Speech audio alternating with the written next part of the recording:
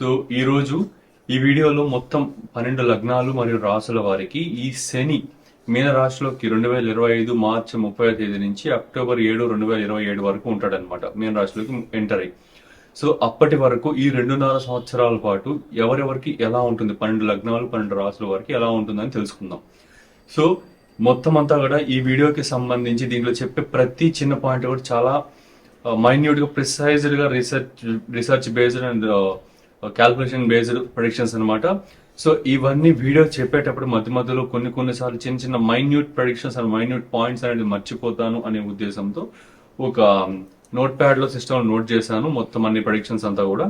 So మొత్తం అని మీకు ఎక్స్ప్లెయిన్ చేస్తాను, ఇంగ్లీష్ నోట్ చేసుకుని దాని అంతా కూడా మీకు ట్రాన్స్క్రైబింగ్ చేస్తూ ఎక్స్ప్లెయిన్ చేస్తాను. జాగ్రత్తగా వినండి, ఖచ్చితంగా ఇవి మీకు చాలా ఉపయోగపడుతుంది. ఈ 2.5 సంవత్సరాలు మీరు తీసుకోవాల్సిన జాగ్రత్తలు, మీకు వచ్చే బెనిఫిట్స్ శని రావడం వల్ల, ఓకే.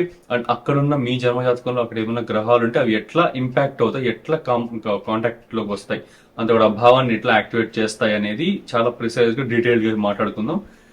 సో లేట్ చేయకుండా వీడియోలోకి వెళ్ళిపోతే, ఫస్ట్ శనికి మీన రాశికి ఉన్న సంబంధాన్ని తెలుసుకోండి. లేదా శని అంటే ఏంటి, మీనరాశి అంటే ఏంటి, ఫస్ట్ ఆఫ్ ఆల్ చూద్దాం. సో మీనరాశి అంటే ఫస్ట్లీ అది ఒక ద్విస్వభావ రాశి. ఓకే, అంటే దానికి 2 రకాలైన ముఖాలు ఉంటాయి అన్నట్లుగా అర్థం అనమాట. అంటే మీన రాశిలో పుట్టిన పీపుల్ కానీ, మీన లగ్నంలో పుట్టిన పీపుల్ కానీ వాళ్ళ మనస్తత్వం అనేది ఎలా ఉంటుందంటే డీప్ ఎమోషనల్ గా ఉంటారు వాళ్ళు. ఓకే, ఎందుకంటే అది కాలపురుషుని కుండలిలో 12వ స్థానం, అంటే ఐసోలేషన్ స్థానం అనమాట. ఎక్కువ కన్ఫ్యూజన్స్ ఇచ్చే స్థానం, డెసిషన్ మేకింగ్ చేసుకోలేరు, ఇదా ఇట్లా డెసిషన్ తీసుకోలేని ఒక ప్రాబ్లం ఇచ్చే స్థానం. టూ మచ్ కేరింగ్, అవతల వాళ్ళ మీద ఎక్కువ కేర్ తీసుకునే ఒక ఎక్కువైతే ఉంటుంది అనమాట. వాళ్ళకి అవతల వాళ్ళ కేరింగ్ ఎక్కువ తీసుకుంటూ ఉంటారు. మీన రాశి కానీ మీన లగ్నంలో కానీ జన్మించిన పీపుల్ వీళ్ళకి ఏంటి అంటే ఇంకా వాళ్ళు ఎక్కువ స్పిరిచువాలిటీగా ఉంటారు అనమాట, స్పిరిచువల్ పీపుల్. అండ్ ఎక్కువ షో ఆఫ్ అనేది కాస్త చేయాలి, కొంచెం మన రిచ్నెస్ అనేది అవతల వాళ్ళకి కనిపించాలి, దానికోసం తాపత్రయపడడం, ఇట్లాంటివంతా కూడా మీనరాశి యొక్క స్వభావాలు అనమాట. ఓకే, అంటే ఎట్లుంటుందంటే ఒక 2 ముఖాలుగా, అంటే మంచి కాదు చెడు కాదు, ఇది చేస్తున్నాం కాబట్టి మన దగ్గర లేకపోయినా చేస్తున్నాం, కానీ ఇది మంచిగా చెడ అనేది ఆలోచించి దాని డెసిషన్ తీసుకోవడంలో ఇబ్బంది పడతారు అనమాట. ఓకే, అంటే ఇంకా కూడా ఇంకొంచెం డీప్ గా చెప్పాలంటే శనికి సంబంధించిపోతే, అండ్ మీన రాశి అంటే ఫ్లూయిడిటీ, జలతత్వ రాశి, అది చెప్పడం మర్చిపోయి జలతత్వ రాశి అనమాట. ఓకే, జలం అంటే ఏంటంటే మనకి ఎమోషనల్ స్టేటస్ ని రిప్రజెంట్ చేసేది. మీన రాశిలో పుట్టిన పీపుల్ కానీ, మీన లగ్నంలో పుట్టిన పీపుల్ కానీ ఎక్కువగా ఎమోషనల్ గా ఉంటారు.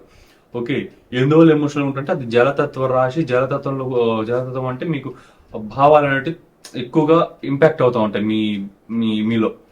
ఓకే, అది కోపం కానివచ్చు, ఏడుపు కానివచ్చు, బాధ, ఏదైనా సరే ఎక్కువగా ఆ జలతత్వ రాశిలో పుట్టారు కాబట్టి ఎక్కువగా దాని మీద ఇంపాక్ట్ అనేది ఎక్కువ ఉంటుంది అనమాట. వాటికి సంబంధించిన కారకత్వాలు అనేది ఇంపాక్ట్ ఎక్కువ ఉంటుంది.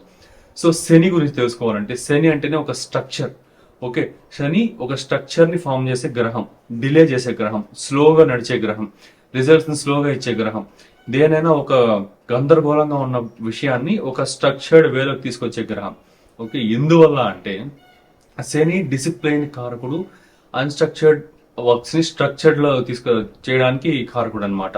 ఓకే, అంటే ఏంటి అంటే ఇక్కడ డెసిషన్ మేకింగ్ కి సంబంధించి ఇట్లా అంటే మెచ్యూర్ డెసిషన్స్ అంటే ఏంటంటే దేశానికి ఉపయోగపడేటివి, రాష్ట్రానికి ఉపయోగపడేటివి, ఇట్లాంటి డెసిషన్ మేకింగ్స్ అన్నిటిలో కూడా సాటర్న్ స్ట్రాంగ్ గా ఉన్న పీపుల్ బాగా మంచి డెసిషన్స్ తీసుకుంటారు. ఓకే ఓకే సో చాలా మెచ్యూర్డ్ డెసిషన్స్ తీసుకోవడానికి, డెసిషన్ మేకింగ్ లో ప్రొలాంగ్ చేసినా సరే మంచి డెసిషన్స్ తీసుకునేలా చేయడము, ఇట్లా ఇవన్నీ కూడా శని యొక్క కారకత్వాస్ అనమాట. లేట్ చేసి బేస్ ఇన్ ఫౌండేషన్ స్ట్రాంగ్ చేయడం, ఆ ఫౌండేషన్ స్ట్రాంగ్ చేసి నెక్స్ట్ గ్రో చేయడం, ఇవంతా కూడా శని యొక్క కారకత్వాసు. సో ఇప్పుడు ఏంటంటే ఇలాంటి ఒక అన్స్ట్రక్చర్డ్ గ్రహం ఇలాంటి ఒక స్ట్రక్చర్డ్ గ్రహము ఫ్లూయిడిటీ, ఒక దాని మీద డెసిషన్ తీసుకోలేని ఒక రాశిలోకి పోతాను, అన్స్ట్రక్చర్డ్ రాశిలోకి స్ట్రక్చర్డ్ గ్రహం ఓకే వెళ్తా ఉంది అంటే వాటి మధ్యన కార్మిక్ ఇంబ్యాలెన్సెస్ అయితే చాలా ఎక్కువగా క్రియేట్ అవుతాయి, ఎక్కువగా ఫ్లక్చుయేట్ అవుతాయి అనమాట. సో ఇప్పుడు ఈ ఒక్కొక్క రాశికి మొత్తం అంతా చెప్పుకుందాం. మీన రాశి, మేషరాశి నుంచి మీన రాశి వరకు, మేష లగ్నం నుంచి మీన లగ్నం వరకు ఎవరెవరికి ఎలా ఉంటుంది మొత్తం అంతా కూడా చెప్పుకుందాం. సో ఏంటంటే మెయిన్ గా ఈసారి ఈ శని మీన రాశిలోకి మూవ్ అయినప్పుడు ఎవరెవరికి కొంచెం కాంప్లికేషన్స్ వస్తాయి అంటే క్రియేటివిటీకి సంబంధించిన వారికి కాంప్లికేషన్స్ ఎక్కువ వస్తాయి. మీన రాశి అంటే క్రియేటివిటీని రిప్రజెంట్ చేస్తుంది. అంటే ఊహ, 12వ స్థానం ఊహ, మన ఆలోచన, మన డెసిషన్ మేకింగ్, మనం ఏం చెప్తున్నాం, మనం ఎలాంటి డెసిషన్స్ తీసుకుని ఎలాంటి యాక్షన్స్ చేస్తున్నాం అనేది 12వ స్థానం. సో ఆ ఊహకి సంబంధించి ఊహ ఎక్కువ ఇమాజినేషన్ అండ్ థింకింగ్ యూజ్ చేసే ఫీల్డ్స్ సినీ రంగాలు, cinema fields, musicians, artists, okay, ఇట్లా పెయింటర్స్ కానీ ఇట్లా వీళ్ళంతా పెయింటింగ్ చేసేవాళ్ళు, ఇట్లా వీళ్ళంతా కూడా కొంచెం ఫిల్మ్ మేకర్స్, వీళ్ళంతా కూడా కొంచెం స్ట్రగుల్ అనేది ఫేస్ చేస్తారు అనమాట. వై? బికాజ్ ఆ శని, డిలే కారకుడైన శని అక్కడికి వెళ్ళిపోతున్నాడు, మెయిన్ రాశిలోకి వెళ్ళిపోతున్నాడు. సో క్రియేటివిటీలో అడ్డంకులు ఇస్తాడు. ఇప్పుడు ఏంటంటే ఇప్పుడు మంచి ఫిల్మ్ మేకర్ ఉన్నారు, ఒక మంచి స్టోరీ రాస్తున్నారు, ఇన్ని రోజుల పాటు మంచిగా స్టోరీ రాస్తున్నారు, తీస్తున్నారు, మంచి హిట్స్ కొడుతున్నారు, మధ్య మధ్యలో చిన్న చిన్న పోతూ ఉన్నాయి, అట్లా ఉండింది అనుకోండి. ఇప్పుడు ఈ శని పోవడం వల్ల అదే మనిషికి ఎలా ఉంటుందంటే ఒక స్టోరీ రాస్తున్నప్పుడు దాంట్లో చాలా చిన్న పాయింట్ అనేది ఎక్కడో ఒక చోట లాజిక్ అనేది చాలా మైన్యూట్ లాజిక్ మిస్ అయినా సరే మొత్తం స్టోరీ కొట్టేస్తాడు. అంటే మొత్తం స్టోరీ పైన ఇంట్రెస్ట్ పోద్ది. ఎందువలంటే శని ఒక్కోనివ్వడు, ఆ చిన్న మిస్టేక్ కూడా కాకూడదు, పూర్తిగా స్ట్రక్చర్డ్ గా చెక్కినట్లుగా చేయాలి, అన్ని కూడా ఎక్కడికక్కడ నీట్ గా చేయాలన్నట్లుగా శని యొక్క భావన అనమాట. సో ఈ శని ఇక్కడికి వెళ్తున్నాడు, మీన రాశికి వెళ్తున్నాడు కాబట్టి వీళ్ళకి కాస్త ఇబ్బంది అయ్యే అవకాశాలు ఉన్నాయన్నమాట. ఓకే, సో ఇప్పుడు ఒక్కొక్క లగ్నంగా చెప్పుకుందాం, మేష లగ్నం నుంచి మీన లగ్నం వరకు.